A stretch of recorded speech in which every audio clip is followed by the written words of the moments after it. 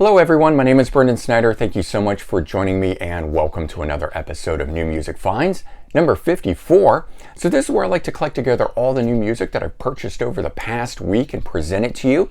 And you may have seen some of it in my New Music Now episodes and or me doing an album review of a latest release. But for this particular episode, I've got a bunch of extra stuff that you haven't seen yet, so stick around for it.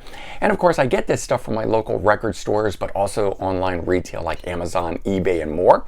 And for this past week, it breaks down into 13 new music finds, of which I've got 5 brand new releases, 2 relatively new releases that came out in 2021, 2 Japanese reissues, 1 that I purchased from eBay, 1 catalog album, and 2 albums that were given to me that are very special. And I'm going to get into all that in just a bit. But before we do, if you're new to my channel and you haven't already hit the subscribe button, please click the button. Also leave a comment, hit like. All those things help support my channel. I would greatly appreciate it. And of course, as an added bonus, by subscribing, you'll be able to stay up to date on all that's going on in the world of music, just like this with New Music Finds, episode number 54. All right, and kicking things off the way we always do, we start with brand new releases, and the really big one right out of the gate that was big for me, Scorpions' Rock Believer 19th studio album. This thing blew me away, really good stuff.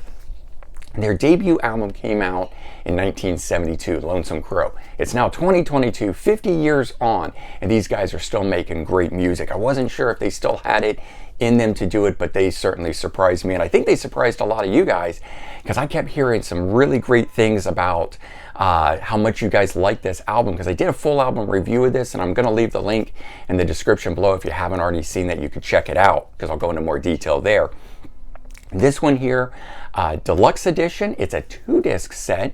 So you get the standard album, which is about 45 minutes. It's got 11 tracks on it, 10 rockers all up front, 1 ballad at the end on it. Interesting the way they put that together.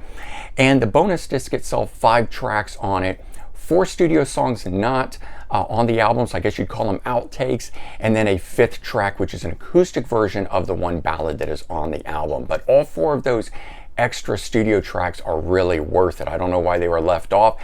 It actually all would have fit on there. I wonder if the band just wanted to get a more succinct album, the 45-minute album, you know, kind of classic length, as opposed to the way they've done on the last couple of releases where they add all the bonus tracks right onto it. The last album, Return to Forever, had 19 tracks total on it, 7 bonus tracks, and in my opinion, just too long. Really should have been broken into 2 discs. So they did that here, and maybe that'll be better for you like it is for me. All right, next new release that really shocked me, Tears for Fears, The Tipping Point. This album, so good. Quickly becoming my favorite Tears for Fears album. I mean, I've got other ones, the Elemental I really like, and Raoul and the Kings of Spain. I know those 2 are without Kurt Smith, but I do really like those albums. But this one here, I wasn't expecting much from them. They're a band that it can be hit or miss for me, meaning I can either really, really like it or I can kind of take or leave it sort of a thing. And this album here, start to finish, really, really good stuff. Highly recommended. All right, next one up. I believe this one has been out before, reissued, but it is brand new here in North America, so it is a new release for me, and it is a 2022 release that just came out after being pushed back a bunch. Out of This World, self-titled release. The name sounds familiar, Out of This World. That's because it is taken from Europe and their album Out of This World, which featured Key Marcello in the band, and he is the main person here. Playing lead guitar. So he's decided to put together a version of essentially a band that will write and play in the style of the, I believe this was 1988 album from Europe. And it really does have that feel to it. It's really amazing how much they were able to achieve that. Interestingly, you've got Don Airey on keyboards playing on 4 of the tracks. Vocalist is Tommy Hart from Fair Warning. So you've got him on there. Those 2 guys had done Key of Hearts, an album, a collaborative album back in 2017, although they didn't write the songs for that. So if that album didn't really grab you, like that one didn't do it much for me, this one here has those guys writing the songs, and now it's really their stuff and worth checking out. All right, next one up, Dream Theater Awake demos from 1994.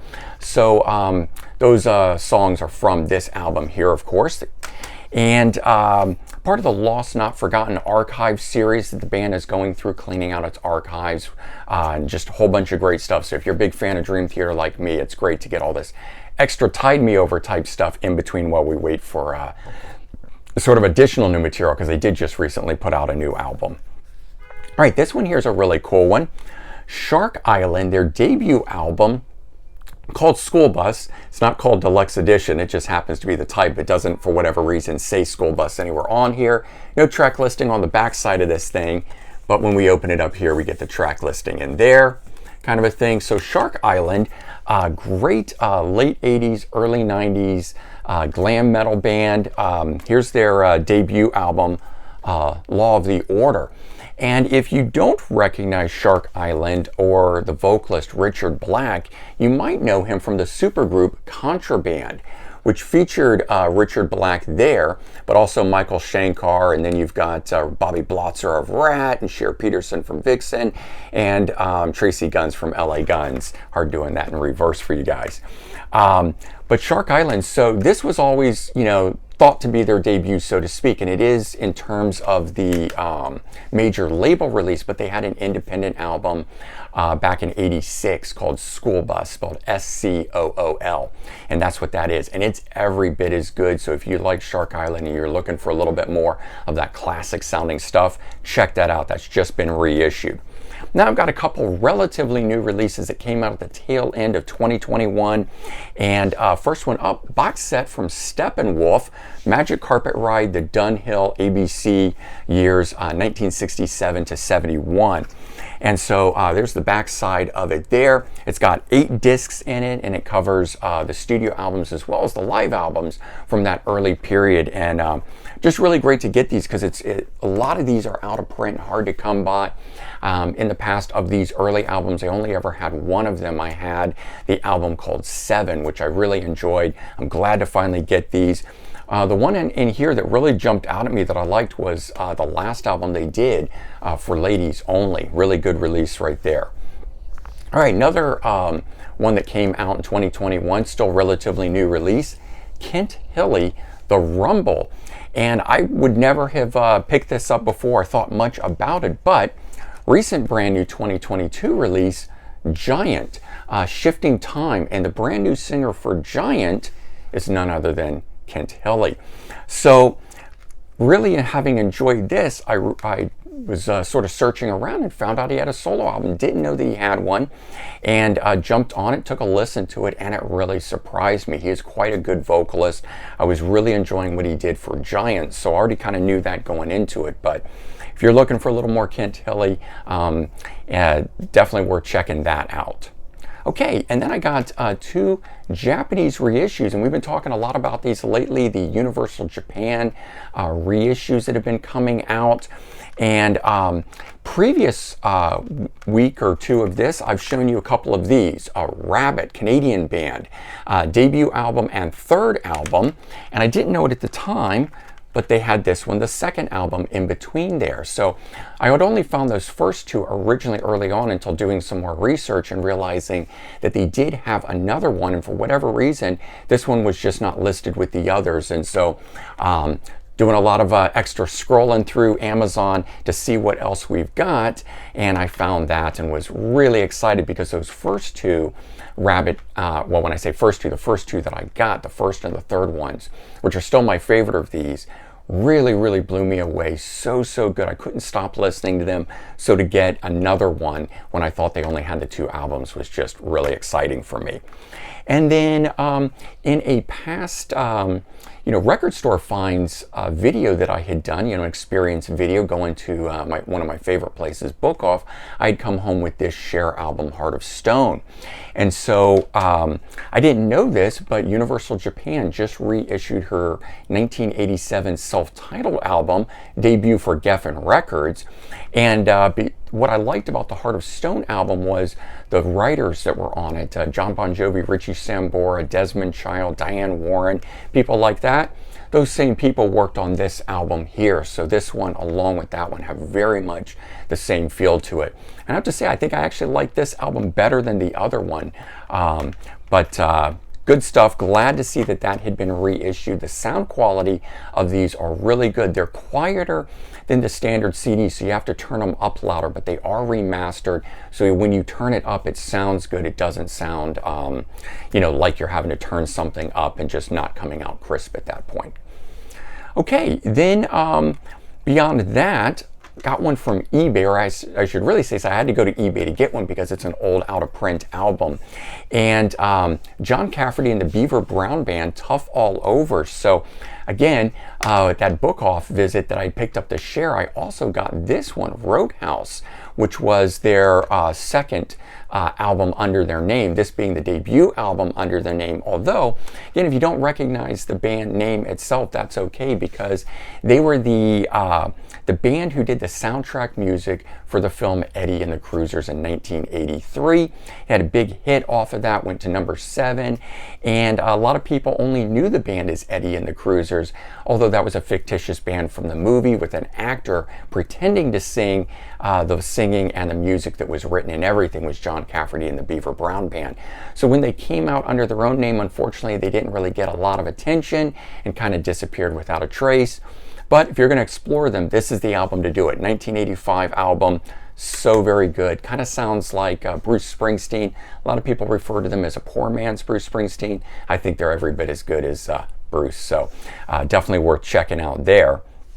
And then I picked up one catalog album. I was watching a movie called Black Rain. It's a Michael Douglas film. Ridley Scott did it. It's got other, Andy Garcia, I think, is in it and stuff. The opening song and closing song were done by Greg Allman.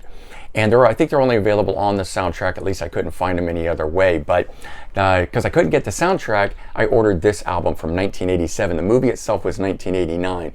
So this was as close as I could get in terms of something sounding like that. I'm no angel.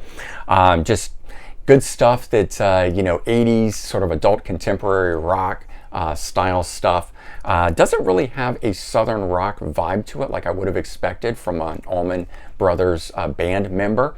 But, and that's okay. I was actually glad that it was something a little different like that. I certainly know the southern rock thing wasn't looking for that at this point. And this album here turned out to be really good. I was glad to get a hold of that. All right, and so it brings me to those two special releases that were sent to me, and it was one of my YouTube subscribers who reached out to me through Facebook, and it turned out to be the drummer from the new wave of British heavy metal band Vardis. Joe Clancy reached out to me, and if you don't know who Vardis is, they're a band that, of course, as I said, new wave of British heavy metal band, and they mix rock, metal, glam, punk, boogie, and blues, like all together, kind of creating their own thing. They're a band that has been cited by both Metallica and Megadeth, amongst numerous others. The band still features the original founding member, Steve Zodiac, on guitar, vocals, and now rounded out with, of course, Joe Clancy, who joined in 2015 on drums, and Rolly Bailey came in 2019 on bass. So, you've got this great band that is still out there, and they've got these two releases out. They've got Red Eye, new studio album, and then this one here, 100 Miles Per Hour at the 100 Club, live album, double live album, in fact. And so Red Eye came out in 2016, and is actually their fifth album. It's the first one in 20 years since Vigilant, in 1986. And I sort of take this as, like, when listening to it, I kind of mentioned all the different mix of stuff, and it's like, well, what does that sound like? And so me, it sort of sounds like a heavy metal ZZ Top, because they've got a lot of boogie, a lot of blues, but it's still heavy. And so I got that vibe out of it. That's just my take on it, at least. The live album itself, as I mentioned, double live album, 2 CDs, and it sort of brings the band full circle, because their debut album was called 100 Miles Per Hour in 1980. 40 years later, they recorded this here, and that 100 Miles Per Hour debut album was a live one as well. So it sort of brought them full circle doing that, and this one here just came out in 2021. But really good stuff. If you don't know who they are, go check them out, stream a little bit of stuff, see what you think of them. And they're very underrated band from that time period. And a lot of those bands still kicking around today and worth checking out. So this band Vardis is one of them. All right, and there you go. That is New Music Finds, episode number 53. And you got 13 releases there that we just talked about. Hopefully something there sparked your interest. Maybe you can run out and check that out yourself. As I mentioned, for related videos, I am going to leave a link to the Scorpions Rock Believer full album review. You can check it out, link in the description. And certainly if you've enjoyed this video, consider sharing it out on social media. I would really appreciate that. All right, everyone, have a good day. Take care, and I'll talk to you all real soon. Bye-bye.